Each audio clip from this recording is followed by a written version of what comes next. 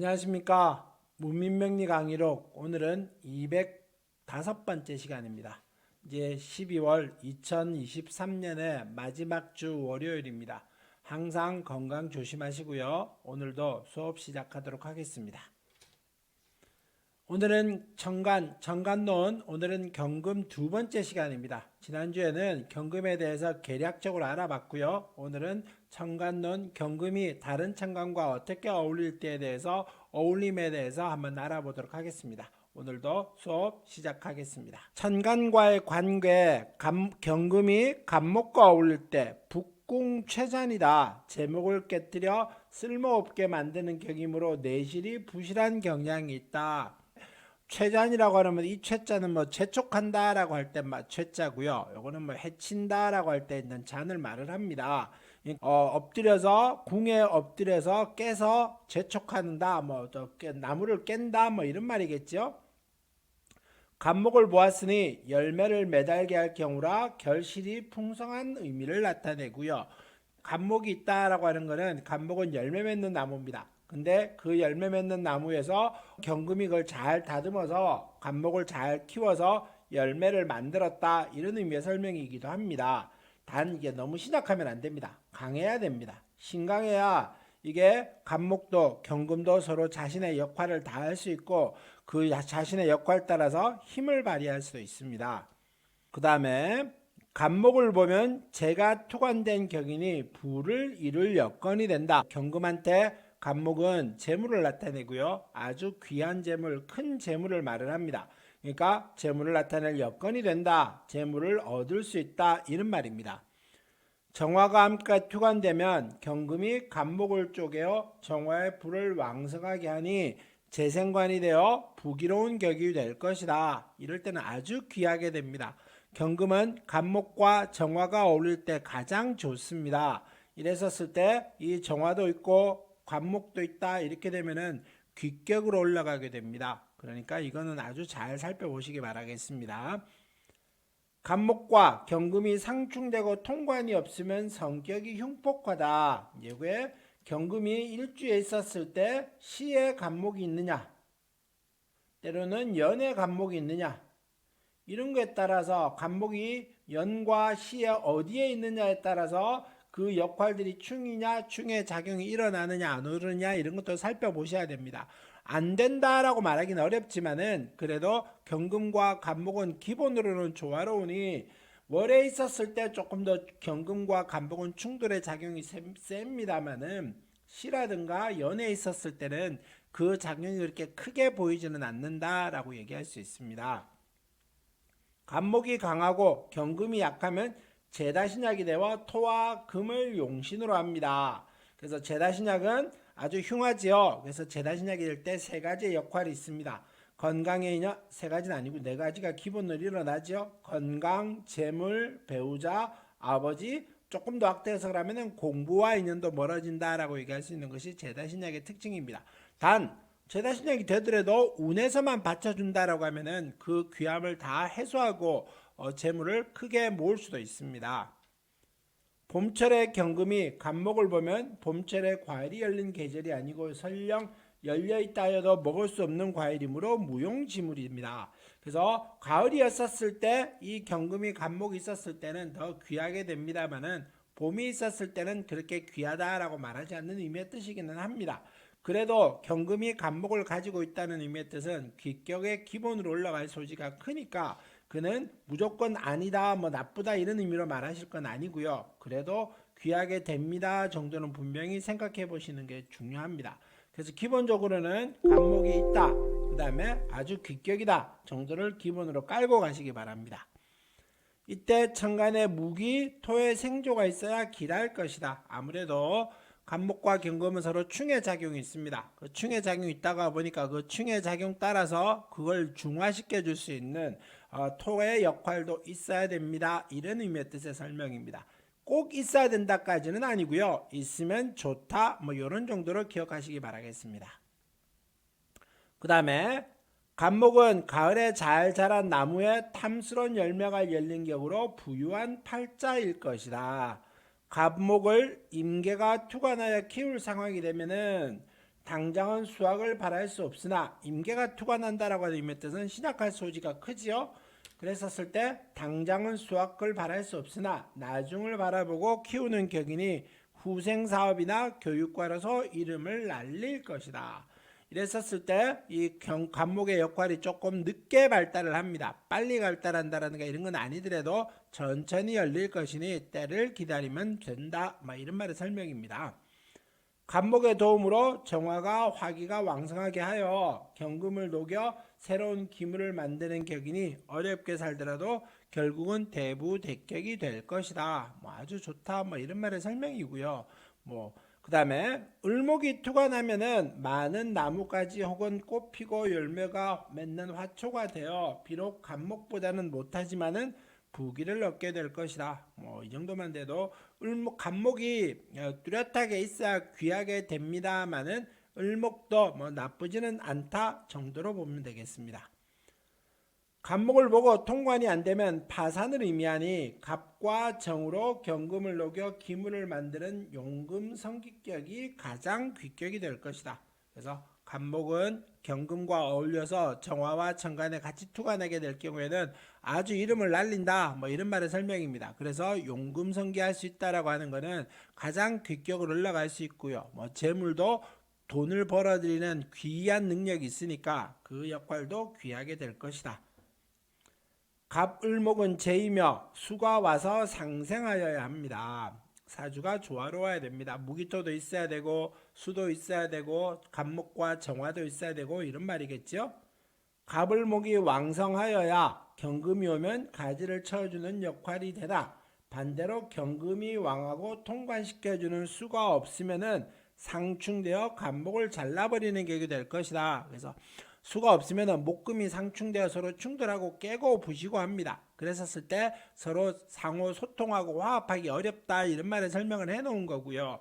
그래도 수가 있으면은 다른 간목이 있어서 조화롭게 간다 이런 정도가 되어도 괜찮게 봅니다. 그 다음에 을목을 보겠습니다. 경금과 을목이 얼면 백호 창광이다.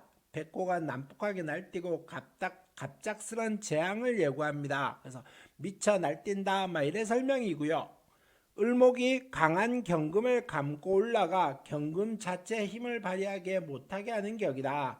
그래서 묶여있다, 합했다라고 하는 의미의 뜻은 서로 그 역할을 자신의 역할을 경금은 경금대로 간목은 간목대로 자신의 역할을 제대로 못하게 만드는 격입니다. 그러니까 기본적으로는 합하는 게 좋다라고 말하지는 않는다. 합의 작용이 있다 정도로 기억하시고요. 혹시 합이 좋다 나쁘다 의미로 기억하시지는 마시기 바라겠습니다.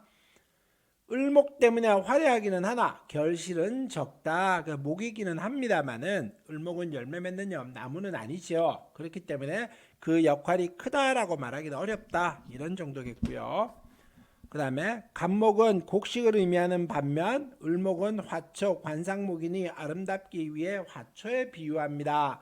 크게 된다. 아주 큰 기세가 있다. 재물을 많이 열거나 때로는 과일을 많이 열어서 부유하게 될 것이다. 이런 것까지는 아니다. 이런 말의 설명입니다.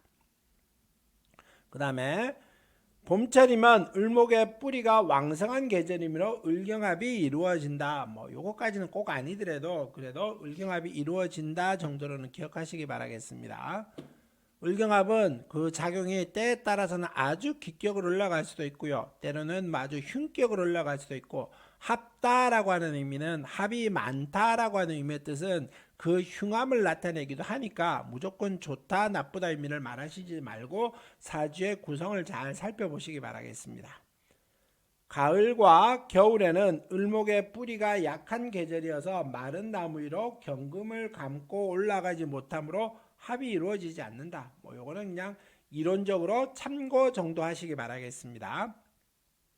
겨울 을목은 약한 화초로서 얼어있는 격이라 살아있지 못하므로 합을 이루기 어렵다. 아무래도 겨울이라고 하는 것 자체는 을목이 힘이 쓰는 계절은 아닙니다. 그래서 이럴 때는 조금 더 수기가 을목을 왕성하게 한다라고 말을 합니다만은 그래도 꽁꽁 얼어버리게 하는 역할이 우선이니 그래도 꼭 합이 이루어져서 합이 안 이루어진다기보다는 합이 이루어져서 귀하게 되기는 어렵다로 우선으로 기억하시기 바라겠습니다.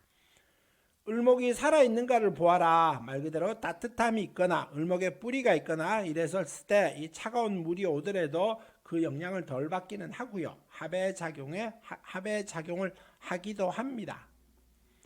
을목을 보면 초봄에 경금의 서리가 되어 을목을 시들게 하는 경우니 정제가 제거되어 처와 금전 관계가 불민하다. 그래서 초봄이라고 하는 말은 기본적으로 을목이 아직 힘을 쓰거나 강하게 자신의 역할을 한다라고 말하기는 어려운 시절이죠. 그랬었을 때 처와 금전 관계가 불미하다. 처라고 하는 것은 아내죠. 3월부터 9월까지는 합을 이루고 늦가을, 겨울 역시 경금이 서리와 눈보라가 되어 을목을 극지하게 되어 흉할 것이다. 그래서 겨울에는 합의 작용이 을경합의 작용이 크게 일어나기는 어렵다 이런 말입니다.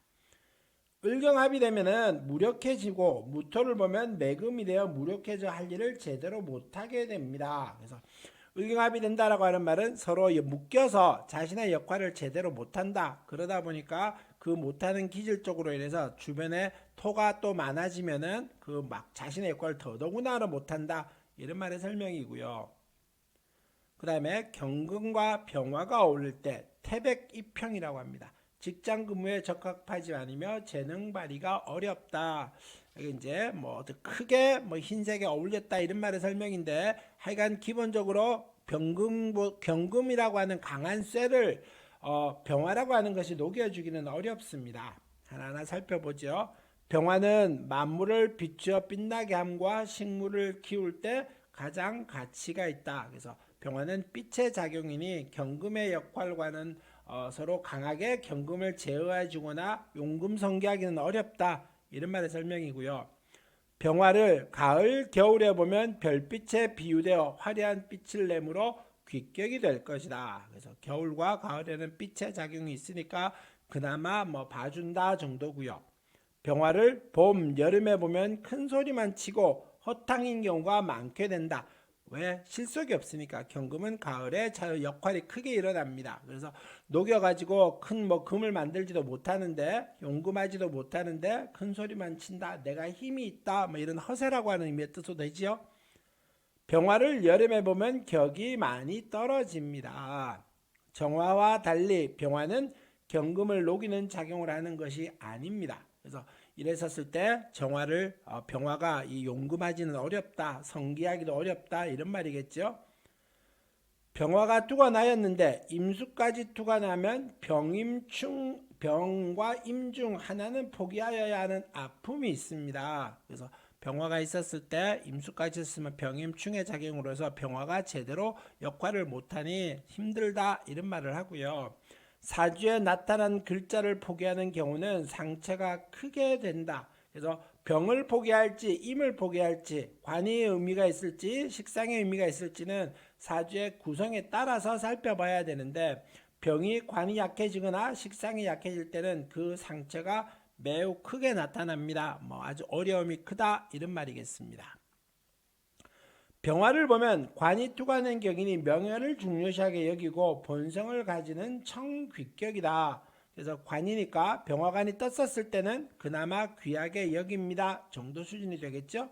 임수가 투가 나면 경금이 완성된 기물이 되어 기물을 씻어주는 빛나는 격이니 청귀격이 될 것이다. 그래서 병화도 괜찮고 임수도 괜찮습니다만 같이 나란히만 붙어 있지 않으면 귀하게 된다 정도로 기억하시기 바라겠습니다.